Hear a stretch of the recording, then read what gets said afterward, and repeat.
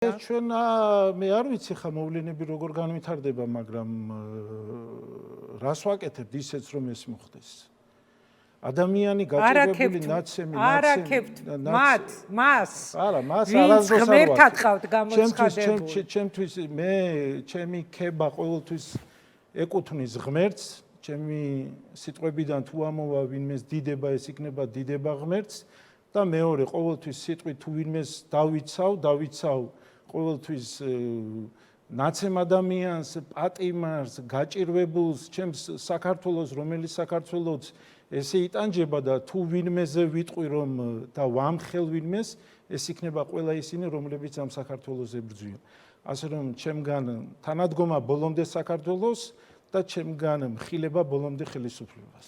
მადლობა და ბოლოს მინდა გთხოვოთ ასეთი რამ, რას ეტყოდით სინდისის პატიმრებს, რას ეტყოდით პოლიტიკურ ტყვეებს, რას ეტყოდით ადამიანებს, რომლებიც ამდენი დღისა და ღამის განმავლობაში ქუჩაში დგანან და აი ეს არასოლიდარობა, ეს გაჩუმებული სამღვდელოება, უმრავლესობა, ეს არის ძალიან მძიმე საყურებელი მორწმუნე ადამიანისთვის, ვისაც თავისი რწმენა აქვს და ვისაც უნდა რომ მისი გაჭირვების დროს დაინახოს გვერდში მდგომი მღვდელი, გვერდში მდგომი სასულიერო პირი და რომ ვერ ხედავს, ეს ძალიან დიდი ტრაგედიაა, ხო და ჩვენ დარწმუნებული ვარ ყველას ჯერა რომ იმ აქციებში მათ შორის ძალიან ბევრი მორწმუნე ადამიანი დგას, რომელსაც უნდა რომ სულიერი მოძღვარი ბევრი დაინახოს სოლიდარული და რომელსაც უნდა რომ ამ გაჭირვებისას ამ მდგომარეობაში მყოფს გვერდით ედგეს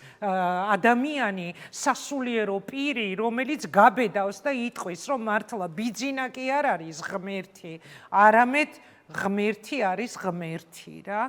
აი რას ეტყოდით ამაზე? ჩვენ ხო ვართ მათ გვერდით. თქვენ ხართ ნამდვილად და მადლობა მინდა ამისთვის რომ გითხრათ. და მე მინდა მადლობა გადაუხადოთ ჩვენი სინდისის პატიმრებს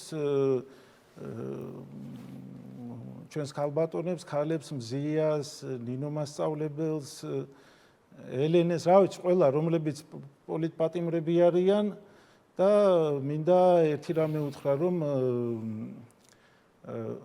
ერთი ესეთი დიდი ქართველის ნათქვამია, როცა მან დაინახა, რომ მეტეხის ციხე გადაივსო დიდი ქართველებით და ამბროსი ხელაია მეტეხის ციხეში იჯდა, მან თქვა ესეთი სიტყვები, რომ დღეს საქართველოს დედაქალაქი შენ ხარ მეტეხო. ეს ჩემო მეტეხო როგორ დაგივიწყებ.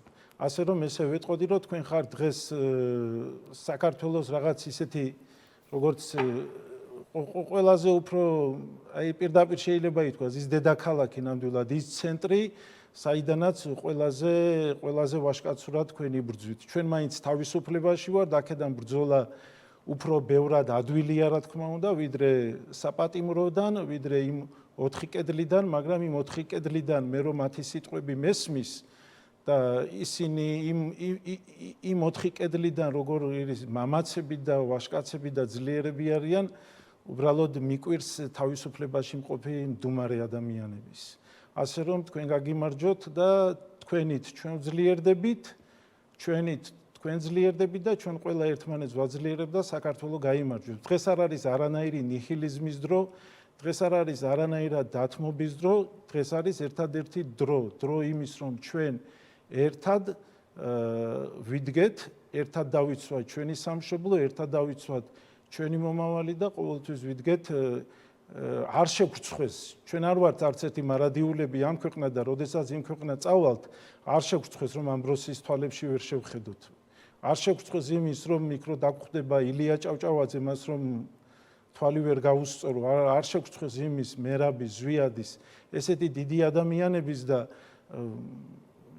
კიდევ არ შემოგძახოს მომავალმა თაობამ რომ მიგვატოვა ამ საქართველოს და მე ჯერა რომ საქართველოში არის ის დიდი ქართველები, რომლებიც საქართველოს არ მიატოვებენ, ჩვენ გავიმარჯვებთ, საქართველო ნამდვილად გაიმარჯვებს და ჩვენ უფრო რთული დღეები გადაგვიტანია საქართველოს ისტორია, ყველამ ვიცით, მთელი ჩვენი ისტორია არის ბრძოლა თავისუფლებისთვის და ბოლოს დავამთავრებდი სიტყვებს, დიდი კირიონის სიტყვებს, რომელიც გადასახლებაში იყო და უდაბნოდან გადასახლებულმა, როცა საქართველოს თავისუფლებისთვის იბრძოდა, ესეთი სიტყვები შემოძახა წინ ფიანდაზის მაგივრად. და ზუსტად აი ესე მიყვებოდნენ კირიონის კურთხევას და გაიმარჯვეს და ჩვენც ვდგავართ მის კურთხევაზე, დგას ჩვენი პატიმრები და მე ვიტყოდი რომ ჩვენიერი ნაკურთხია კირიონი და ამბროსისგან ეხა დღეს ამ ბრძოლაში დიდი ჩვენი წინაპრებისგან და ჩვენც გავაგრძელოთ უნდა ეს სხვა გზა არ არის. არა იმიტომ რომ სხვა გზა არ არის, არამედ იმიტომ რომ სხვანაირად არ უნდა შეგეძლოს.